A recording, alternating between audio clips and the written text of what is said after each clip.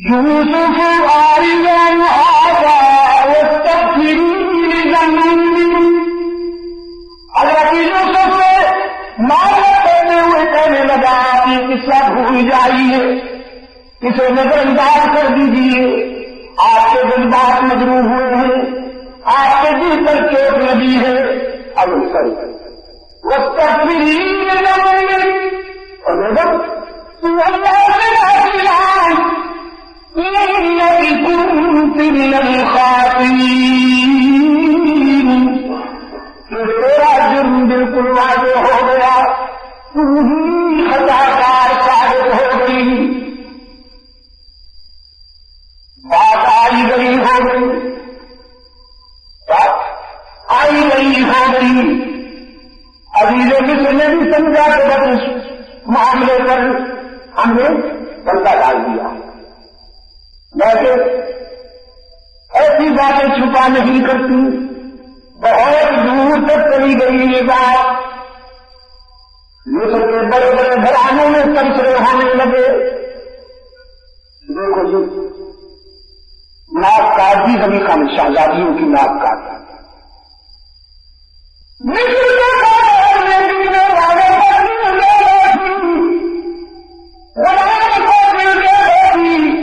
ہمیں تو جینے کے قابل بھی نہ چھوڑا کم وقت میں. اگر چاہنا تھا تو کسی شہزادے کو چاہتی شہزادیوں کے لیے شہزادہ ہونا چاہیے، غلام کو دل دے دیا، مار ڈالا. قرآن کہتا ہے فی المدینہ امرأۃ العزیز تراود فتاها عن نفسه قد شغفها حبا إنا لنراها في ضلال مبين. فلما سمعت بمكرهن أرسلت إليهن وأعتدت لهن متكئا وآتت كل واحدة منهن سكينا.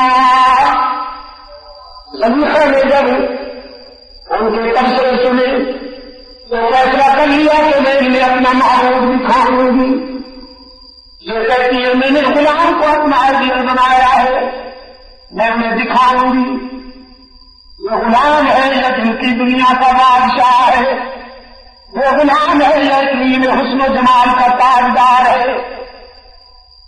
لیکن یوسف کو دکھانے کے لیے تقریب کا اہتمام کیا اور سب کو لیکن کارڈ جاری کیے. مصر کے بڑے گھرانے کی پوشیدگی مدعو ہوئی، ان کے سامنے دسترخوان بچھائے گئے، پھر فروٹ لائے گئے اور فروٹ کاٹنے کے لیے چولیاں رکھی گئی. سوچیے نا، فروٹ کے ساتھ چولی تو لازم منظور ہے. فروٹ کاٹنے کے لیے نائف رکھے گئے، چولیاں رکھی گئی. اب یہ بیٹھیے ادھر زلیخا نے ان سے کہا شروع کیجیے، ادھر انہوں نے فروٹ اٹھا لیے اور چولی ہاتھ میں لے لی. بہت بڑی ماہر نفسیات تھی، بہت بڑی ماہر نفسیات.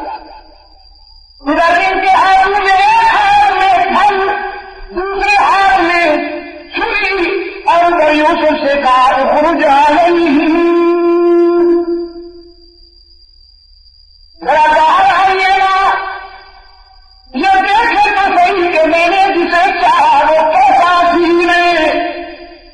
قرآن کہتا ہے فلما رأینا یعقوب کا بیدار فرزند، اکلیم حسن و جمال کا تاجدار سیدنا یوسف خلوت سے جلوت میں آئے، توہین سامنے آئے.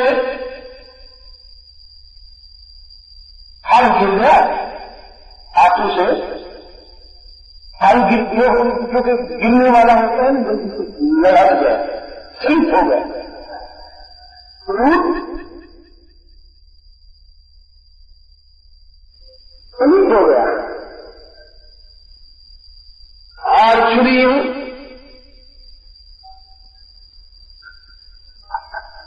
ہاتھ کاٹنے لگی. وقت کا نائی دیا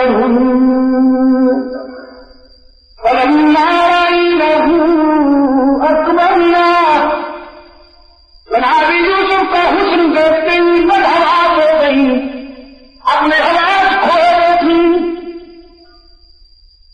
حواس کھو رہی تھی. اس لیے میں کہا کرتا ہوں عزیز دوستو, حسن رسالت دیکھنے کے لیے دیوانگی نہیں فرزانگی چاہیے. حسن رسالت کو دیکھنے کے لیے دیوانگی نہیں فرزانگی چاہیے. میرا خیال میں آپ اس فرزانگی کو نہیں سمجھیں گے. فرزانگی کے معنی ہے اپنے شعور کا بحال رکھنا, اور دیوانگی شعور کی حد کو کراس کر جانا. شعور کی حد کو کراس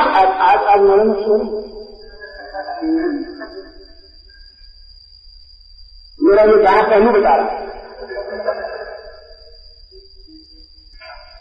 اور آگے نظر اگر بیدار نہ ہو تو بات نہیں بنتی. دیوانگی کے معنی ہے شعور کی حدوں کو کراس کر جانا, اور فرزانگی کے معنی ہے عقل اور شعور کی حد میں رہنا, عقل اور شعور کی حدود میں رہنا. تو جمال نبوی کو دیکھنے کے لیے دیوانگی نہیں فرزانگی چاہیے.